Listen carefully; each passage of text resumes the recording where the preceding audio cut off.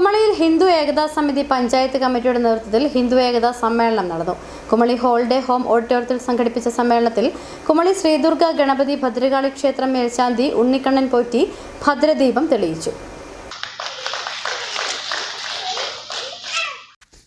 Hindu Ekta Samiti Kumily panchayat committee chairman Sajeev Vempally അധ്യക്ഷത വഹിച്ച യോഗത്തിൽ കുമളി ശ്രീനാരായണ ധർമാശ്രമം കാര്യദർശി ശ്രീമദ് ഗുരുപ്രകാശം സ്വാമികൾ സമ്മേളനം ഉദ്ഘാടനം നിർവഹിച്ചു.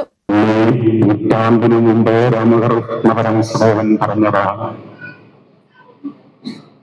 ചിന്തിച്ചു നോക്കൂ, ലഭിക്കേണ്ടത് ലഭിക്കുന്നില്ല. ഭൗതികമായ സൗകര്യങ്ങളെ ആയിരിക്കും സാധാരണന്മാർ എപ്പോഴും കാണിക്കുക. അതിന്റെ നിവൃത്തിക്കായിട്ടായിരിക്കും പരിശ്രമിക്കുക.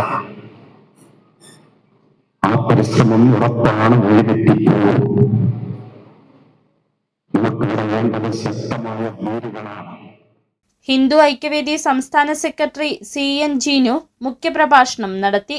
സമ്മേളനത്തിൽ പാസാക്കിയ പ്രമേയത്തിലൂടെ ചരിത്ര പ്രാധാന്യമുള്ള മംഗളാദേവി ക്ഷേത്രം പുനർനിർമ്മിക്കണമെന്ന് ആവശ്യപ്പെട്ടു.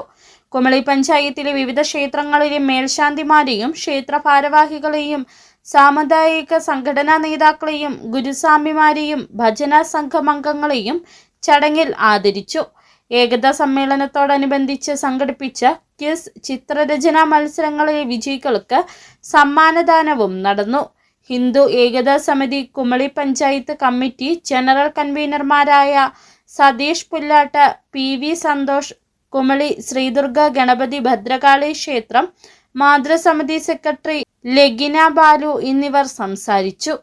സാബു KS, മധു അശോകൻ, ബിജു P, മന്നാക്കുടി എന്നിവർ പരിപാടികൾക്ക് നേതൃത്വം നൽകി.